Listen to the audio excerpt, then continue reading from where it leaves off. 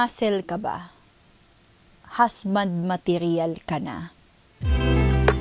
Kapamilya, it's 2026. Ano nga ba ang mga ugali at mga hinahanap ng kababaihan ngayong 2026?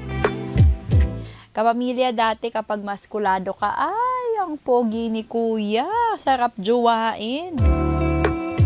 Ngayon, kahit maskulado ka, parang tila iba na ang mas hinahanap ng kababaihan.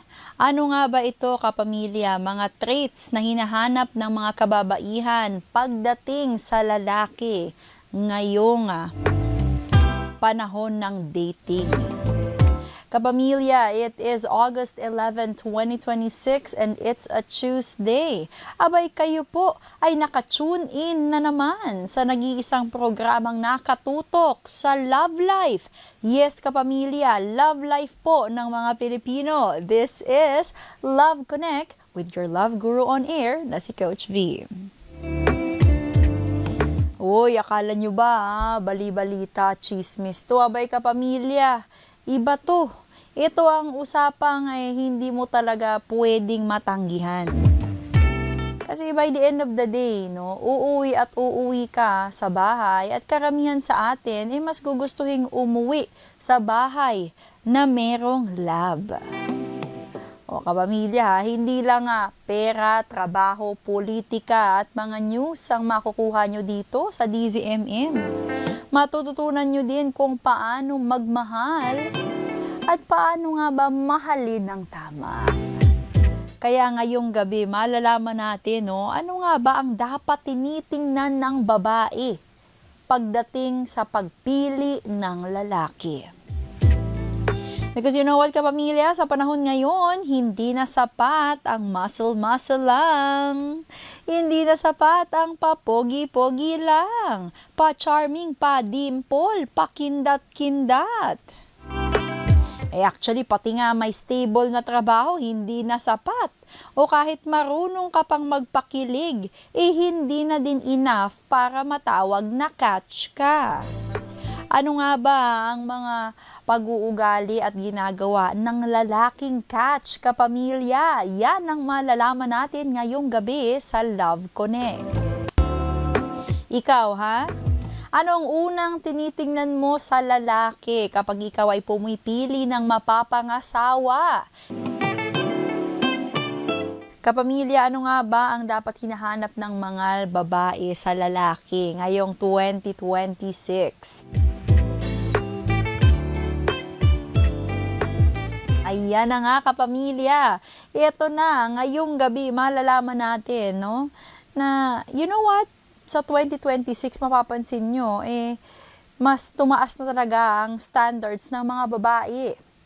Mas naging conscious na ang babae kung anong klaseng partner, yung talagang solid na makakasama nila sa long-term love life nila.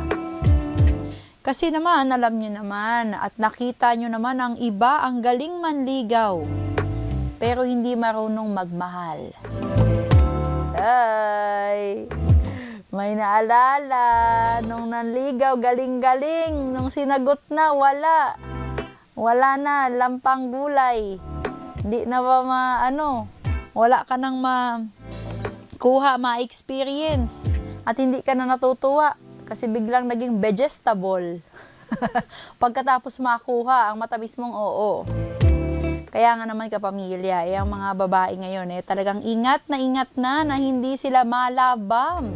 Hindi sila ma-future fake. At higit sa lahat, hindi sila mabudol ang kanilang mga manliligaw. Kaya, iba din talaga ang green flag sa simula kumpara sa lalaking talagang consistent hanggang dulo at masasabi mo sa mga kaibigan mo na proud ako. Yan ang lalaking pinili ko. Ikaw, kapamilya, ano ang mga kaugalian o kaya naman mga bagay na tiningnan mo para masabing I made the right choice? Kung ikaw man ay masaya sa iyong asawa, meron pa ba, kapamilya? Meron pa bang masaya sa asawa nila ngayon? Abay, magparamdam kayo. Baka kasi sabihin, hindi na kayo nag-i-exist. Baka sabihin, puro problema lang sa love life ang ating inaatupag dito. Gusto din natin makarinig ng mga caller na masaya at solid ang love life. Tawag lang po kayo dito sa ating Love Connect hotline na 8924-4101, locals 5671, 5672 at 5673. O yan kapamilya ha. Kung ano man ang pinagdadaanan mo sa pag-ibig, single ka man na naghahanap ng jowa, may jowa ka na pero parang pinagsisihan mo ang pagbigay mo ng oo, o kaya naman matagal ka nang may asawa at gusto mong maibalik yung spark na matagal na ding nawawala sa inyong relasyon. Kapamilya, tutok na sa Love Connect. Dito lang po yan mapapakinggan sa DZMM Radyo Patrol sa Istrenta. At mapapanood nyo din po, hello, sa DZMM Teleradyo. Shout out sa ating mga kuya drivers and ate drivers na talagang sinusuong ang baha at ang lamig ng kalsada. Kahit bumabagyo-bagyo pa, talagang tuloy ang pasada. Sa mga naka-GY dyan, yung mga naka-graveyard shift na nakatutok sa atin dito sa DZMM, hello, tibay tibay ng antok mo hindi ka pa binibisita. Natulog ka ba? O baka naman talagang super inspired kang magtrabaho dahil alam mong hindi dahil may love life. Inspired magtrabaho kasi malaki ang gastusin sa next na travel na pupuntahan. Kaya bawal pumikit-pikit ang mata. Kailangan kasama ang DZMM para talagang gising kayo mag-umaga. Kasi alam niyo naman 24/7 kami, di ba? From love life to mga music later, no, after ng Love Connect, mga kantang magpapaalala sa inyo ng mga ex nyo. Paumaga yan mamaya, no? At syempre, hindi lang yan. Ngayon po, sisimulan natin ang debate. Ano ba talaga dapat ang tinitingnan sa lalaki ngayon? Dapat ba yung t-shirt, yung pantalon, yung bulsa, yung mukha, yung buhok, o yung tabas ng dila? O kaya naman ang performance? O kaya naman may iba pang bagay na dapat tinitingnan? Ano sa paningin nyo, kapamilya? In 2026, ano nga ba ang pinaka-importante pagdating sa mga kababaihan? Share your opinion, kapamilya, komento, or wild reaction sa ating Viber line at text line na 0919-278-3000.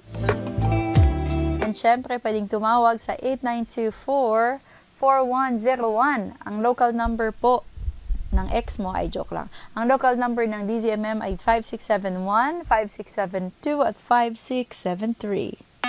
Call na to connect sa Love Connect. Nung sinabi kong local number ng ex mo, bigla namang naisip agad yung mobile number ng ex niya. Hoy ate, bakit hanggang ngayon memorize mo pa yan? Kalimutan mo na yan. Ikaw din kuya. Dapat ang mga phone number ng mga ex, sinasama na din yan sa limot. Mamaya dyan, pag medyo malungkot ka, o malamig, o nakainom ka, biglang gumamit ka ng ibang cellphone. Tapos, tatawagan mo para marinig lang yung boses nila. Ay! Sinong niloloko mo? Sarili mo. Hindi ka pa pala nakamove on. Nandamay ka pa ng cellphone number ng kaibigan mo. Kaya kapamilya, kung gusto mong makamove on, tune in ka lang dito sa Love Connect. Mabubuhayan ka. Mabubuhayan ka ng pag-asa. Na mayroong rason kung bakit nag-break kayo ng ex mo. Baka kasi ang ex mo magaling lang sa salita. Pero wala naman sa gawa. Kaya nga kayo naghiwalay Kaya nga kapamilya ngayon kung ikaw man ay babae na nakikinig, naku, matututo ka talaga ngayong gabi dahil magkakaalaman na kung ano ba dapat ang tinitingnan mo pag namimili ka ng jojowain. At sa mga nanay at lola nakikinig, abay pwede nyo pong ituro ito sa inyong mga anak nang hindi na marupok ang mga anak nyo. Sa mga kalalakihang nakikinig dyan, eto naman. Ito mga mga magic tips to para sa inyo, para alam nyo kung paano iposisyon yung sarili nyo kapag gusto nyong ma-in love sa'yo yung babaeng gustong-gusto mo. So ano nga ba? Ano nga ba ang mga traits na worth looking for in 2026? Yun nga ba yung pagiging emotionally mature? Emotionally mature hindi emotional. Nakaka-turn off kaya yung lalaki na sobrang emotional Mas madrama pa kesa sa'yo. Alam mo yung mga lalaki baga na mahilig mag self-pity? Ay, nako, tatakbuhan ka talaga ng babaeng gusto mo pag ganyan ka. Pero yung emotional available, okay yan. Ano pa hinahanap nyo? Yung marunong makipag-communicate? Oo, hindi yung parang iti-text ka lang kapag madaling araw. O iti-text ka lang kapag may kailangan sa'yo. Sana on a random day, di ba? Random hour. Nagpaparamdam na, hey, it's you and me against the world, baby. How about yung lalaking may accountability? Hindi yung takot sa responsibility. Kung may accountability, yung tipong pag mali niya, aminin niya. Pag mali mo, hindi ka din papalagpasin. Sasabihin niya din sa'yo kung ano yung dapat mong matutunan. Uy, nakakaano kaya yun ng respeto? Nakakataas ng respeto sa lalaki. Yung kapag sinusubukan mong i-disrespect, abay dinadala ka sa tamang lugar. Tamang lugar. They put you in the right place. They put you where you should be. Yung tipong hindi tumatanggap ng disrespect, okay din yun Tsaka hindi lang yan, okay din yung lalaking marunong rumispekto sa boundaries mo. Nung kapag hindi ka pa komportable sa mahawak kamay, kiss-kiss, o kaya something-something, di ba? Hindi sila nagagalit, hindi sila nagmamanipulate, hindi gumagawa-gawa ng istorya na hindi. Lumabas ka lang on a date kasi gusto mo lang pala ng pagkain, hindi mo naman pala ako gusto. Wow, kuya, lakas mo mang guilt trip sa fried chicken, Mamaya dyan, mahiya ka, lilibre ka pa ng babae ng isang bucket. Gini-guilt trip mo sila kasi hindi ka hinalikan? Kung ikaw yung nagbayad ng fried chicken for dinner? Aba, kuya, mukhang hindi magandang strategy yan, Alam mo kung ano mas magandang strategy? Para makiss ka ng babae after the date. Mamaya sasabihin ni Coach B. Ano pa yung mga hinahanap nyong traits ng lalaki? Gusto nyo ba yung supportive sa career nyo? O gusto nyo ng lalaking, baby, sa bahay ka na lang. Ako na magdadala ng bacon. Dadamihan ko yung bacon nang hindi ka na nagko-commute araw-araw. Hindi ka na kumakayod. Diyan ka na lang, love.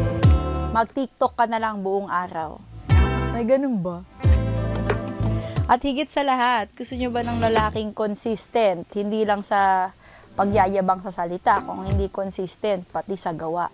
Ay, parang maganda yan, kapamilya. O siya.